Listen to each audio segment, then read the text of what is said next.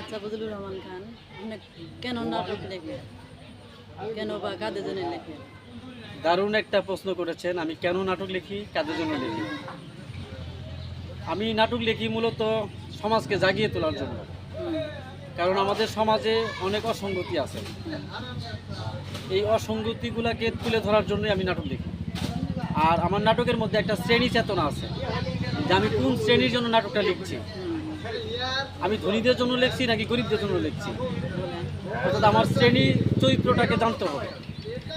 আমি তাদের জন্যই নাটকগুলো লিখি, যারা অনগ্রসর মানুষ, যারা পিছিয়ে পড়া মানুষ, হুম, যারা ভেঙে পড়া মানুষ, যারা সুবিধা বঞ্চিত মানুষ, সেই সব শ্রেণীকে জাগিয়ে তোলার জন্য কিন্তু আমি নাটক লিখি। আচ্ছা, নাটকের মধ্য দিয়ে আমি আমার সমাজের চরিত্রকে তুলে ধরছি, যে আমাদের সমাজের চরিত্রটা কেমন, হুম, আমাদের সমাজের অবস্থানটা কেমন, আমাদের সমাজের মানে শিকড়টা কেমন, এটা কিন্তু আমি নাটকের মধ্য দিয়ে তুলে ধরছি। নাটক শ্রেণী বিপ্লবের কথা বলে, হুম, অর্থাৎ নাটকের মধ্য দিয়ে কিন্তু এই পৃথিবীর সমস্ত শ্রেণী পেশার মানুষের চরিত্রকে কিন্তু তুলে ধরা যায়।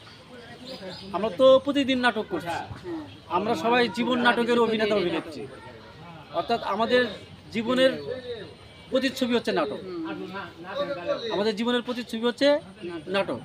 অর্থাৎ নাটকের মধ্যে কখনো কমেডি থাকে, কখনো ট্র্যাজেডি থাকে। কমেডি মানে হচ্ছে মিলনাত্মক, আর ট্র্যাজেডি মানে হচ্ছে দুঃখ।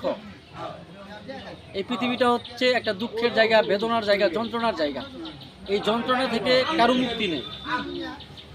মানুষ যন্ত্রণাকে ধারণ করে চলেছে, বেদনাকে ধারণ করে চলেছে, দুঃখকে সঙ্গী করে চলেছে।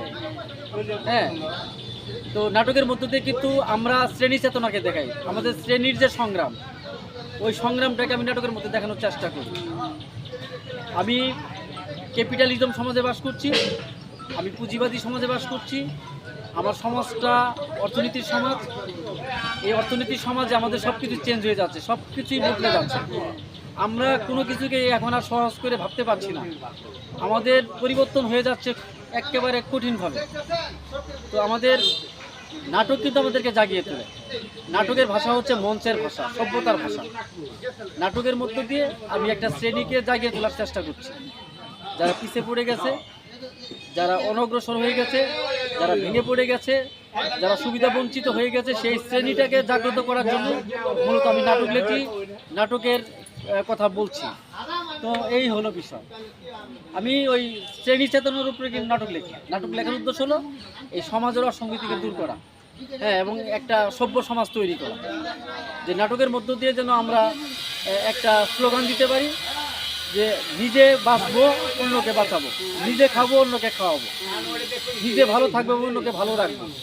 এটি হচ্ছে আমার নাটকের স্লোগান, মেসেজ। ওকে।